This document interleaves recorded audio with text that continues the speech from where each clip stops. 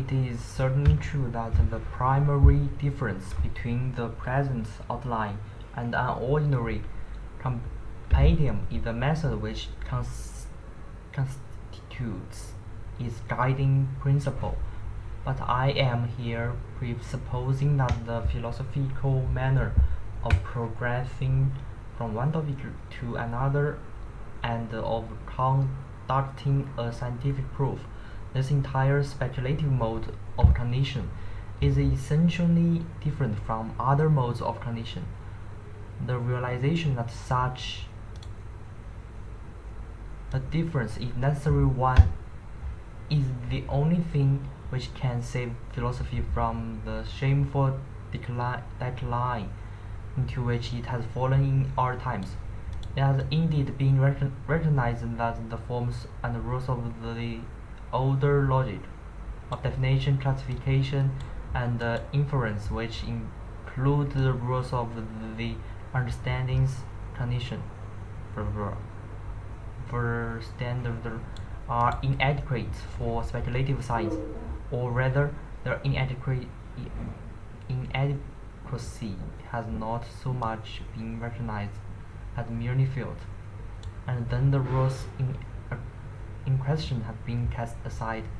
as if they were simply fetters to make way for the arbitrary pronouncements of the heart, of fantasy, and of contingent intuition. And since, in spite of this, reflection and the relations of thought inevitably also come into play, the despised method of commonplace deduction and ratiocination is unconsciously adopted. Since I have fully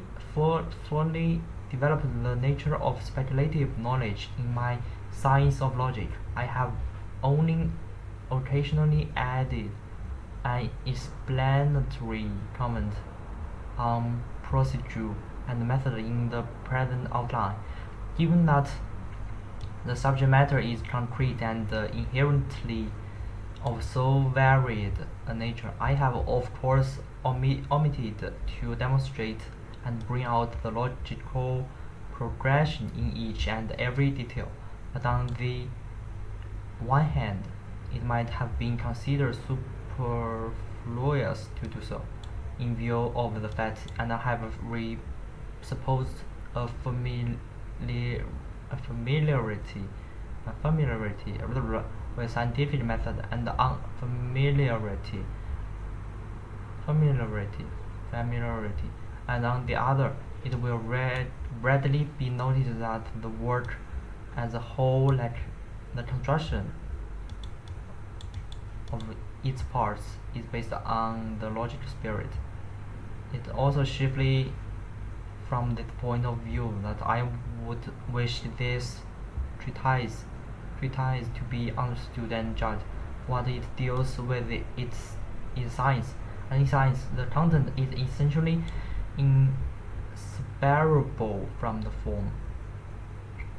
It is true that we may hear it said by those who seem to adopt the most thorough approach that form is purely external quality, indifferent to the matter itself, which is alone of consequence. Furthermore, the task of the writer, especially the philosophical writer, may be said to consist in the discovery of truth, the statement of truth, and the dissemination of truth and the correct concepts. But if we consider how this task is actually performed, we see on the one hand how the same old brew is reheated again and again and served up to all and sundry, a task that may not be without its merits and in educating and rousing the emotions, though it might soon be regarded as the superfluous product of over zealous activity. for they have Moses and prophets. Let them hear let them hear them. Above all, we have ample opportunity to wonder at the tongue and the pretentiousness that can be detected in such writers,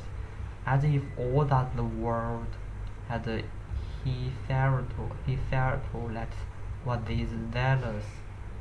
disseminations of truth, and as if their reheated brood contained new and unheard of truth, which ought, and they always claim, to be taken particularly to heart, above all at the present time. But on the other hand, we can see how whatever truths of this kind are handed out by one party are displaced and swept away by truth of precisely the same kind dispensed by other parties. And if amidst this jump of truth there is something that is neither old nor new, but enduring, how can it be extracted from these formlessly fluctuating reflections? How can it be distinguished and verified other than by scientific means? The truth concerning right ethics and the state is at any rate as old as its disposition and promulgation in public laws and in public morality and religion. What more does this truth require, inasmuch as the thinking mind guessed is not content to possess it in this proximate manner? What it needs is to be comprehended as well, so that the content which is already rational in itself may also gain a rational form, and thereby appear justified to free thinking. For such thinking does not stop at what is given, whether the latter is supported by the external positive authority of the state or of mutual agreement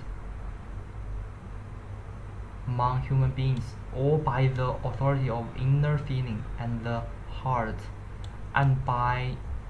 testimony of the spirit which immediately concurs with this, but starts out from itself and thereby demands to know itself as united in its innermost being with the truth.